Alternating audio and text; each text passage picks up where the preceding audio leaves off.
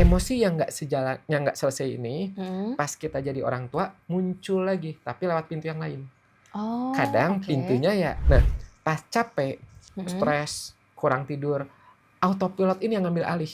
Oke. Kalau autopilotnya, kadang kita suka nyebut namanya juga orang tua dulu, atau dulu kamu juga dibentak, terus sekarang baik-baik aja. Iya. Kalau kamu cuma fokusnya pada salahnya, saya salah, saya Iya. ini, saya nggak berhasil, kamu nanti jadi stres. Dan autopilot Sebenarnya bukan konflik yang bikin anak merasa nggak aman, tapi sebenarnya konflik yang nggak pernah selesai.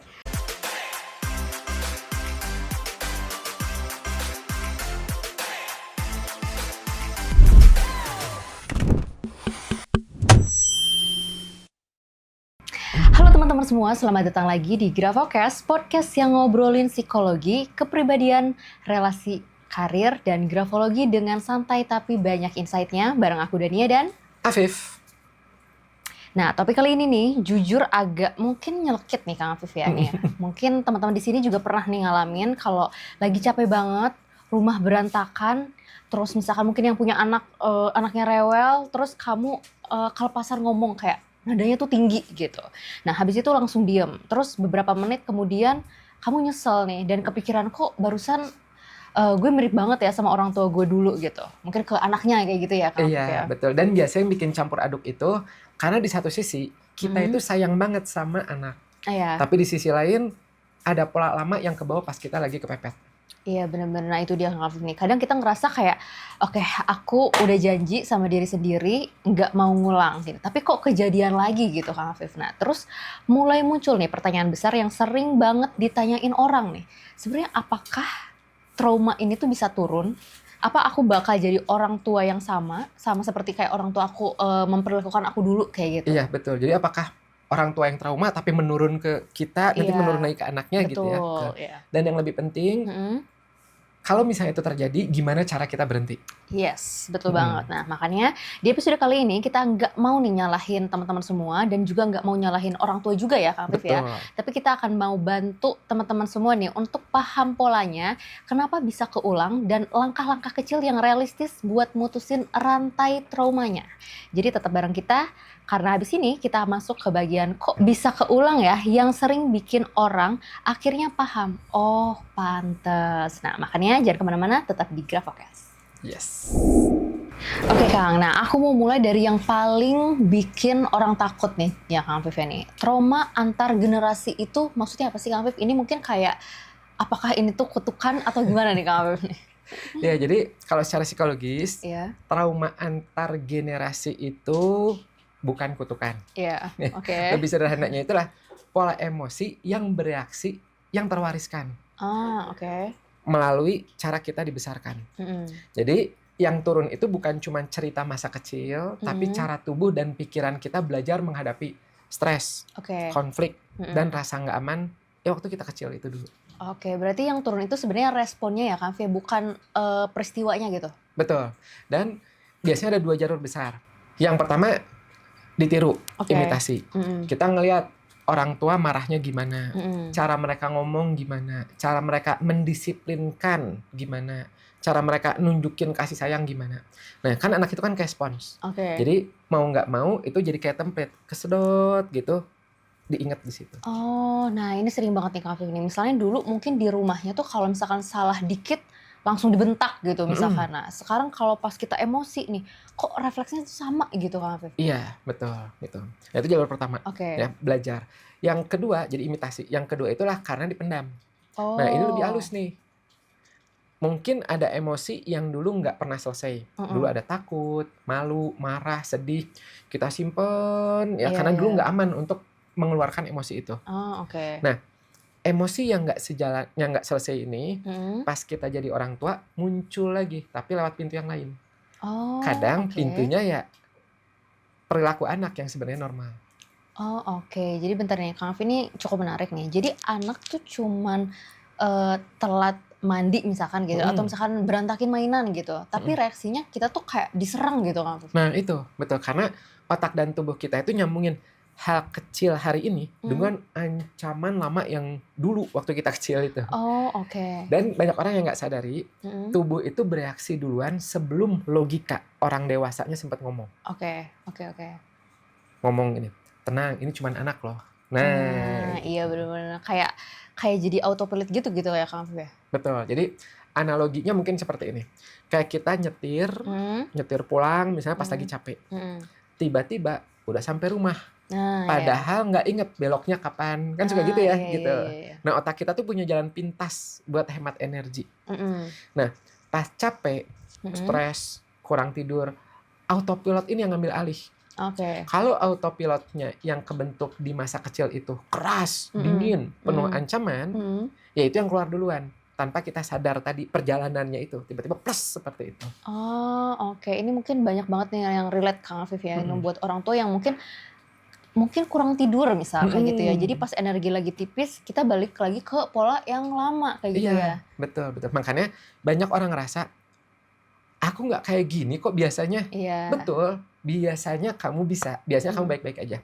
Tapi pas sistem kamu kepenuhan, yang keluar adalah kebiasaan paling otomatis. Oke, nah berarti itu kayak autopilotnya gitu ya Kang ya? Betul. Nah, oke, tapi Kang ini bentuknya tuh di rumah tuh biasanya kayak apa nih? Biar teman-teman juga bisa ngeh gitu, kayak oh ini yang terjadi nih di keluargaku misalnya.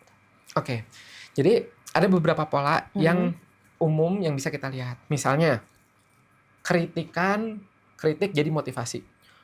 Ya karena kalau kamu nggak dikerasin, kamu nggak jadi apa-apa. Oh, oke. Padahal anak jadi belajar. Iya. Nilai diriku tergantung performa. Oke. Ada juga yang didiemin sebagai hukuman. Silent treatment namanya. Anak salah, ya udah orang tua diemin berhari-hari. Akhirnya anak belajar. Kalau aku bikin salah, aku kehilangan hubungan. Oh, oke. Itu cukup serem juga ya Kang Afif ya. Karena yang dihukum itu bukan perilakunya tapi sebenarnya koneksinya gitu ya Kang Afif ya. Betul. Udah gitu ada juga disebutnya tuh cinta bersyarat. Dipuji kalau baik, ditarik kalau rewel. Anak jadi people pleaser kecil-kecilan. Jadi harus ngebuat orang lain seneng. Dan ada yang paling sering nggak kelihatan. Anak jadi penenang emosi orang tuanya. Orang tua curhat berlebihan, ngelibatin anak dalam konflik dewasa, atau mood rumah itu tergantung anak. Atau mood rumah itu tergantung anak bisa jaga suasana atau enggak. Pokoknya kalau anak nurut, anak baik, mood bagus. Anak lagi main kreatif, lagi apa, wah jadi berantakan gitu. Oke, jadi anaknya tuh kayak ngerasa punya tugas bikin orang tua tuh aman gitu ya Kang Afif ya? Iya, betul. Dan itu berat. Nah, tapi di sini teman-teman, aku mau validasi satu hal dulu ya. Kalau kamu pernah keulang, itu bukan berarti kamu jahat. Biasanya itu salah satu tanda indikator kamu belum punya bahasa lain waktu ke-trigger. Waktu anaknya telat mandi atau apa, nah ke-trigger, nah bisa jadi ya gitu. Kamu punya niat baik, tapi tools-nya belum kebentuk. Oke. Nah ini penting banget ya Kang Afif ya. Jadi sebenarnya bukan soal tentang teman-teman sini itu kurang sayang kayak gitu ya. Kadang mungkin kamu kurang pegangan saat kondisinya lagi nggak baik-baik aja kayak tadi kayak gitu ya Kang Iya, Afif ya. betul. Dan ada kabar baiknya. Oke. Yaitu adalah tadi autopilot itu sebenarnya bisa dilatih, bisa diubah pelan-pelan. Ya. Nah, tapi langkah pertama itulah kita harus sadar dulu. Ya, teman-teman harus sadar dulu nih. Oh, ini aku lagi ke bawah pola yang lama. Karena kalau nggak sadar, itu susah untuk berubahnya. Harus sadar aja dulu itu dulu. Oke, jadi kita harus sadar dulu kayak gitu ya. Betul. Oke, nah kalau misalkan aku rangkum nih, trauma antar generasi itu sebenarnya bukan, tadi benar ya kata Kang Afif, ini sebenarnya bukan kutukan ya teman-teman semua ya. Tapi pola yang kita tiru dan emosi yang enggak selesai kayak gitu ya kan. Nah terus pas kita capek mungkin autopilotnya jadi ngambil alih ya. Oke, nah habis ini aku pengen nih tarik ke real life ini Kang Afif ya. Jadi sebenarnya tanda apa aja sih kalau kita tuh lagi tanpa sadar mulai mewariskan luka ke anak. Jadi teman-teman semua jangan kemana-mana, tetap di Grafocast. Yes. Oke, kita masuk ke bagian yang biasanya tuh bikin orang agak ketampar nih Kang Afif nih, tapi juga mungkin bikin sadar ya. Nah, tanda-tandanya sebenarnya apa sih kalau misalkan kita tuh lagi tanpa sadar mulai nurunin luka ke anak nih Kang Afif nih. Soalnya kan kadang kita ngerasa kalau misalkan aku cuma tegas kok kayak gitu, tapi ternyata kan bisa jadi tuh mewariskan luka kayak gitu ya Kang Afif. Benar. Kita mikirnya Kan saya tegas, tapi di Iya. balik itu ada apa? Iya, Gitu, betul. betul. Dan tanda-tandanya ini bukan untuk bikin teman-teman semua itu ngerasa bersalah ya, tapi ini ibaratnya mah kayak lampu indikator di mobil, di dashboard mobil. Kalau nyala bukan berarti mobil kamu jelek, gitu kan? Bukan berarti kamunya jelek bermasalah, tapi sebentar, ini ada yang perlu dicek nih. Gitu. Jadi hanya untuk indikator. Iya, benar-benar. Gitu. Iya, itu enak banget nih analoginya Kang Afif ya. Oke, sekarang indikator pertama nih Kang Afif ya, yang bisa kita lihat gitu. Jadi indikator pertamanya itu adalah kamu gampang ke-trigger sama hal kecil. Dan reaksinya jadi nggak proporsional. Misalnya, anak numpahin minum, atau misalnya telat pakai sepatu, atau berantakin mainan, tapi respon kamu kayak lagi ngadepin bahaya besar. Marah besar. Nah, itu berarti udah indikator. Iya, mungkin kayak langsung kayak badan tuh panas gitu, langsung kayak suara tuh naik gitu. Padahal sebenarnya itu kan kejadiannya hal-hal yang sepele gitu ya Kang Afif ya. Iya, betul. Nah, secara psikologis itu biasanya bukan cuma soal minuman yang tumpah. Iya. Tapi itu menyentuh tombol lama di dalam diri kamu. Ada rasa nggak punya kontrol, rasa takut dinilai gagal, atau pengalaman dulu yang bikin kamu harus rapih biar aman. Oke, ngerti. Oke, sekarang kalau tanda kedua ya Kang Afif? Yang kedua itulah pola komunikasi kamu jadi ekstrim. Entah jadinya terlalu keras, teriak, ngancem, ngomongnya tajam. Atau kebalikannya, terlalu dingin, mendiamkan. Nah, jadi disebutnya tadi yang silent treatment itu ya. Jadi silent treatment itu sering dianggap aku lagi nahan diri buat kamunya, ya gitu. Aku lagi nahan diri kok supaya nggak meledak dan sebagainya. Tapi di sisi lain buat psikologis anaknya itu sering dianggapnya kayak kehilangan koneksi sama diri kamu sebagai orang tua. Nah ini orang yang suka bingung juga nih Kang Afif, apa bedanya aku butuh waktu nenangin diri sama misalkan aku menghukum dengan diam kayak gitu gimana? Ya, jadi kuncinya itu adalah pesan yang diterima oleh anak. Jadi kuncinya di anaknya. Kalau kamu bilang, ya, mama lagi emosi, kita pause dulu, berhenti dulu 5 menit, terus kita ngobrol lagi. Itu jeda yang sehat. Tapi kalau tiba-tiba kamu sebagai orang tua tiba-tiba pergi tanpa penjelasan, mukanya dingin gitu, dan anak dibiarkan nebak-nebak, itu jadi hukuman emosional. Dan itu sebenarnya nggak sehat. Jadi takut anak jadi takut sendiri gitu ya Kang Afif ya? Iya, betul. Itu yang kedua. Nah, ada lagi nih tanda ketiga. Kamu terlalu mengontrol emosi anak. Biasanya kalimat yang paling umum tuh gini, udah jangan nangis, udah jangan lebay. Iya. Udah nggak usah sedih. Maksudnya mungkin supaya anak kuat. Tapi biasanya secara psikologis yang kejadian anak jadi belajar. Perasaanku nggak boleh ada. Iya, betul banget Kang Afif. Ini sering banget ya gitu. Apalagi kalau misalkan kita tuh ini sering banget nih Kang Afif yang terjadi gitu. Apalagi kalau kita dibesarkannya juga gitu ya. Jadi refleks gitu. Sebenarnya kita ngerasain sedih jadinya nggak boleh gitu. Betul. Dan efek jangka panjangnya anak bisa jadi susah mengenali emosi secara sehat. Atau malah bisa jadi meledak di tempat lain karena di rumah nggak boleh. Gitu. Itu tanda ketiga tuh. Hati-hati tuh. Ya terlalu menahan, terlalu mengontrol. Kalau yang keempat nih Kang Afif nih, tanda yang keempat. Ada. Nah, tanda keempat itu parenting dari rasa takut. Ini halus banget. Kamu jadi perfeksionis, gampang ngebandingin, atau jadi overprotective. Karena di kepala kamu, kalau aku nggak ngontrol semuanya, berarti anakku kenapa-kenapa. Nanti aku dinilai gagal. Gitu. Nah ini relate banget nih Kang Afif. Mungkin kadang bukan karena kita pengen ngatur sebenarnya, tapi karena kitanya tuh panik gitu ya. Betul, halus gitu, paniknya halus gitu. Dan panik itu biasanya menular.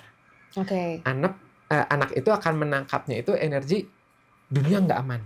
Meskipun kamu nggak ngomong. Jadi kelihatan ya orang panik tuh sama seperti misalnya ngelihat kecoa atau apa gitu, orang tua panik, anak kan suka ikutan juga jadi ikut malah panik. Takut gitu ya. Padahal yang tadinya anak yang nggak takut jadi malah ikut takut juga gitu itu ya. nular itu. Nah kalau misalnya ada nih Kang Afif, ada nggak tanda kelima yang tadi sempat Kang Afif singgung ini ya? Yang perannya tuh kebalik gitu.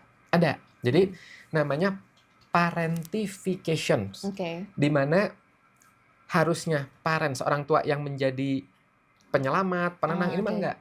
Anak jadi teman curhat, anak jadi penjaga mood orang tuanya, atau anak jadi penyelamat rumah. Misalnya, orang tua curhat masalah rumah tangga ke anak. Atau bilang, kamu kalau nakal mama sedih banget, mama bisa sakit. Wow. Akhirnya anak merasa bertanggung jawab atas emosi orang dewasa, orang tuanya. Iya. Aduh, ini maksudnya porsinya anak tuh kalau dikasih kayak gitu cukup kasihan juga ya Kang Afif ya gitu. Ini jadi kayak satpam emosi gitu kayak disebutnya gitu ya. Betul, harus ngejagain terus. Nah, dan ini sering kejadian bukan karena orang tuanya jahat sebenarnya, tapi karena bisa jadi orang tuanya belum sadar itu, atau karena orang tua sendiri nggak punya tempat aman untuk naruh bebannya. Oh iya, bisa jadi ya. Oke, nah aku mau nanya nih Kang Afif nih, pertanyaan mungkin yang sering banget muncul nih ya, bedain disiplin sama pelampiasan tuh kayak gimana Kang Afif? Jadi kapan tegas itu tuh sehat kayak gitu? Mungkin kan kalau kita lihat kan anak tuh kan bisa jadi kayak dia melakukan sesuatu yang kayak mungkin dia nggak tahu benar atau salahnya gitu. Nah, untuk penegasan yang sehatnya itu seperti apa? Iya, jadi kalau disiplin ya sehat gitu, fokusnya ngajarin perilaku. Oke. Kalau pelampiasan nggak sehat, ya fokusnya adalah ngelepas emosi. Nah, ciri disiplin itu jelas. Ya, jadi ciri disiplin itu jelas, apa, spesifik, dan setelahnya hubungan koneksi tetap aman. Beda sama kalau pelampiasan. Kalau pelampiasan tuh biasanya kata-katanya aja udah nyerang pribadi. Misalnya, kamu tuh bikin mama capek. Dan setelahnya anak jadi merasa tertolak. Gitu. Jadi cek cepatnya mah gini. Kalau misalnya kamu tegas, ya, kemudian anak ngerti apa yang harus dilakukan, itu bagus. Tapi kalau kamu tegas dan kemudian anak cuman takut sama kamu, berarti itu nggak bagus. Gitu. Iya. Wah, itu pertanyaan yang nusuk tapi perlu gitu ya Kak Afif ya. Jadi kalau misalkan aku rangkum nih ya teman-teman, sebenarnya indikatornya itu bisa berupa gampang ke-trigger ya Kak Afif ya, terus komunikasi ekstrim, ngeblok emosi anak, terus ngasuh dari rasa takut, dan anak kebagian beban orang tua juga nih Kak Afif nih. Oke, nah habis ini kita masuk ke bagian yang paling ditunggu. Kalau misalkan tandanya udah kebaca tadi ya, nah terus kita harus ngapain nih Kang Afif ini ya. Jadi langkah kecilnya mulai dari mana? Kayak gitu. Nah, jadi untuk teman-teman semua, jangan kemana-mana, tetap di Grafocast. Oke, nah sekarang kita masuk ke segmen yang paling dicari orang nih Kang Afif nih. Terus kalau kita udah tahu tanda-tandanya, kita harus ngapain nih? Soalnya jujur ya Kang Afif ya, nih sadar kalau misalnya kita udah sadar satu hal, tapi pas kejadian keburu meledak duluan juga gitu Kang Afif. Nah, menurut Kang Afif nih, mulai dari mana biar ini tuh pelan-pelan berhenti di kita kayak gitu? Oke, jadi ininya gini. Tujuannya itu bukan jadi orang tua yang sempurna. Nanti malah kita jadi stres kan gitu. Tapi minimal jadi orang tua yang sadar, yang tahu. Kenapa orang tua sempurna itu nggak ada? Yang ada itu orang tua yang mau ngaku, oh aku ke-trigger. Lalu punya cara buat balik ke versi dirinya yang lebih tenang. Nah itu yang sehat gitu. Oke. Nah ini aku cukup suka nih Kang Afif. Jadi bukan ngejar nggak pernah salahnya, tapi ngejar cepat baliknya gitu ya Kang Afif ya? Iya betul. Gitu. Nah ada beberapa langkah. Yang pertama simple tapi bisa ngubah banyak hal. Coba teman-teman di sini bikin namanya itu peta pemicu. Jadi nggak perlu jurnal yang cantik, yang lengkap itu enggak.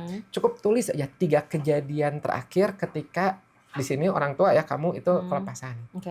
Nanti kolomnya ada 4. Situasinya apa?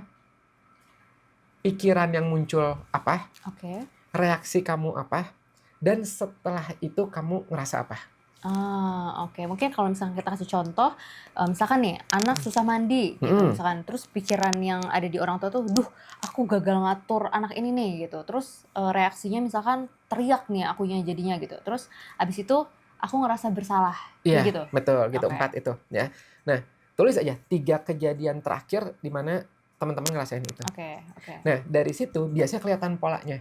Dan banyak orang kaget karena ternyata pemicunya bukan anaknya, tapi di pikiran otomatisnya kita sebagai orang tua.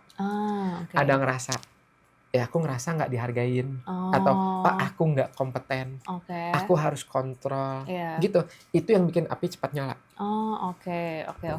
Kebayang ya, berarti tadi bikin catatan kayak gitu ya, jurnal kayak gitu. Jurnal singkat lah gitu. Sekarang yang langkah kedua Kang Afif nih, ada apa nih? Nah, kalau udah kayak gini, jeda 10 detik. Ini juga sama, kedengarannya receh 10 detik, tapi ini kunci penting banget. Karena kita butuh memutus autopilot. Kalau autopilot udah jalan seketika, kita kayak ke bawah arus. Nah, jeda itu kayak narik rem tangan sebentar. Nah, tapi gimana nih caranya Kang Afif? Kalau misalkan orang tua itu kan mungkin dalam keadaan seperti itu tuh lagi panas-panasnya kayak gitu. Nah, untuk menjedanya itu seperti apa nih, Kang? Iya, nah ini bisa pakai kalimat jangkar, anchoring. Jadi kalimat yang kamu ucapin ke diri sendiri, bukan ke anak. Misalnya, aku lagi ke-trigger, gitu. Atau, ini bukan darurat. Atau misalnya, aku bisa respon, nggak harus reaksi. Gitu. Udah gitu, sambil tarik napas, pelan, buang pelan. 10 detik aja gitu. Jadi, anchor-nya gitu ya, kalau lagi marah, bukan ngomong ke anak, tapi ngomong ke diri sendiri. Gitu, itu. Oke, ini menarik nih, Kang. Jadi sebenarnya kalimat itu bukan misalkan, kamu tuh bikin mama marah misalkan kayak gitu ya, tapi aduh ini aku lagi ke-trigger nih kayak gitu ya. Betul. Nah, karena itu memindahkan posisi kamu dari korban keadaan menjadi orang dewasa yang megang kendali, megang setir. Gitu. Nah, terus yang ketiga, yang sering dilupain adalah repair, perbaikan setelah konflik. Penting. Ini penting banget. Nah, iya. Ini sebenarnya kan kadang gengsi ya, Kang Afif ya. Kalau misalkan ada lagi marah terus tiba-tiba harus diperbaiki itu kan ada gengsi kayak gitu. Nah, sebenarnya apalagi kalau misalkan dari kecil kita nggak pernah lihat orang tua tuh minta maaf kayak gitu ya. Iya, betul gitu. Dan repair itu bukan manjain anak ya. Iya. Repair itu ngajarin keamanan. Formula minta maafnya itu ada formulanya, ada guide-nya, panduannya. Itu bisa dibagi 3 bagian. Yang pertama, sebut perilakunya. Jadi bukan labeling kamu nakal, bukan, tapi sebut perilakunya, behaviors-nya. Akui dampaknya dan tegaskan koneksinya. Ini penting. Ya, ini Bapak Ibu, orang tua ini penting, ya gitu. Contohnya gini, perilakunya. Tadi mama ngomong keras, itu bikin kamu takut. Mama minta maaf ya. Mama sayang kamu dan kita tetap satu tim. Itu cukup kalimat yang cukup hangat gitu ya, Kang Afif ya. Nah, tapi kan gini, kalau misalkan ada orang tua yang takut nih, kalau misalkan orang tua nih, aku minta maaf, anak jadi kurang hormat nggak ya? Nah, kayak gitu. Nah, yang terjadi biasanya kebalik, Bapak Ibu. Anak justru belajar tanggung jawab. Karena dia ngeliat orang dewasa pun bisa salah dan bisa benerin. Setuju. Tapi catat ya, jangan sampai repair berubah jadi anak yang menenangkan orang tua. Jadi jangan, maafin mama dong, mama sedih. Itu membebani. Cukup kamu ya gitu sebagai orang tua itu yang pegang tanggung jawab. Setuju, Kang Afif. Nah, jadi sebenarnya nggak membebani anaknya kayak gitu. Betul. Ya, Kang Afif. Jadi sebagai orang tua kita juga yang tetap harus pegang kendali kayak gitu ya. Untuk langkah keempat nih, Kang Afif, soal keluarga besar nih. Mungkin ini tricky sih ya. Tapi karena kadang yang bikin kita ke-trigger itu justru komentar orang-orang rumahnya juga, Kang Afif nih. Iya, betul. Ya, nah ini nih ya, mungkin ada yang keluarga besar, ya ada komen-komen gitu. Nah, ini batas keempat. Langkah keempat. Nah, itu ada batasan sehat. Jadi banyak luka antar generasi dari orang tua, kakek, nenek nurun ya gitu. Terus udah gitu nurun lagi ke orang tua, terus nurun ke anak, turun ke cucu itu. Itu karena itu tetap bertahan ya si nggak bagusnya ini karena dinormalisasi. Kadang kita suka nyebut namanya juga orang tua dulu, atau dulu kamu juga dibentak, terus sekarang baik-baik aja. Nah, kamu perlu kalimat pendek, tegas, nggak panjang debat. Misalnya, makasih masukannya, tapi aku punya cara sendiri. Atau aku nggak nyaman kalau anakku diomongin begitu. Ini untuk yang keluarga besar yang ada dari luar gitu ya. Gitu. Jadi nggak perlu kayak ceramah panjang gitu ya, cukup kayak tadi 1-2 kalimat aja ya. Betul, karena batasan itu kan kayak pagar, kayak kita punya rumah gitu, kemudian ada pagarnya. Jadi nggak harus pidato yang panjang, ya gitu. Nah, terus ada skill inti. Nah, ini nih ya yang bisa bantu orang tua di sini setiap hari. Bedain mengajar sama melampiaskan. Kadang-kadang nih orang tua suka nganggapnya ngajar pada melampiaskan. Jadi sebelum kamu ngomong sama anak kamu ya, atau ya pengen sebelum gitu. Coba cek dulu niatnya. Sebenarnya nih aku ingin anak belajar atau sebenarnya aku ingin aku lega. Tapi ini harus jujur. Karena kadang-kadang suka enggak, ini untuk anak belajar, padahal sebenarnya psikologisnya itu supaya dirinya lega. Itu cek cepet yang kepake banget ya, Kang Afif. Karena jujur mungkin kadang kita ngomong panjang bukan biar anak ngerti, tapi malah bikin orang tua tuh justru kayak pengen puas aja gitu ya. Betul. Kalau niatnya pengen lega, ya di sini ya orang tua coba stop sebentar. Coba daripada melampiaskan ke anak, coba cari lega yang nggak lewat anak. Misalnya bisa minum air seger, Iya. pindah ruangan, bisa chat pasangan, atau nulis satu kalimat di notes, gitu. Ya pokoknya yang melegakan. Dan tips terakhir, ini yang menurut saya ini out of the box, ya. Coba bikin ritual anti warisan mingguan. Pernah dengar nggak tuh? Oke, ini apa nih Kang Alvin? Aku penasaran nih, gimana nih? Jadi luangkan waktu cukup 15 menit seminggu sama pasangan, ya, atau teman dekat, atau bahkan diri sendiri juga boleh. Review 2 hal. Satu, momen kamu kebawa pola lama, dan satu perbaikan yang kamu lakukan. Tujuannya bukan untuk ngehakimi diri sendiri, tapi buat ngelatih otak kamu ngelihat progresnya. Oke. Jadi ada ruang buat sadar dan ada ruang untuk bangga juga gitu ya Kang Alvin. Jadi bukan cuma nyalahin diri sendiri ya. Betul gitu. Karena kalau kamu cuma fokusnya pada salahnya, saya salah, saya ini, saya nggak berhasil, kamu nanti jadi stres. Dan autopilot jadinya sering muncul, lebih sering muncul.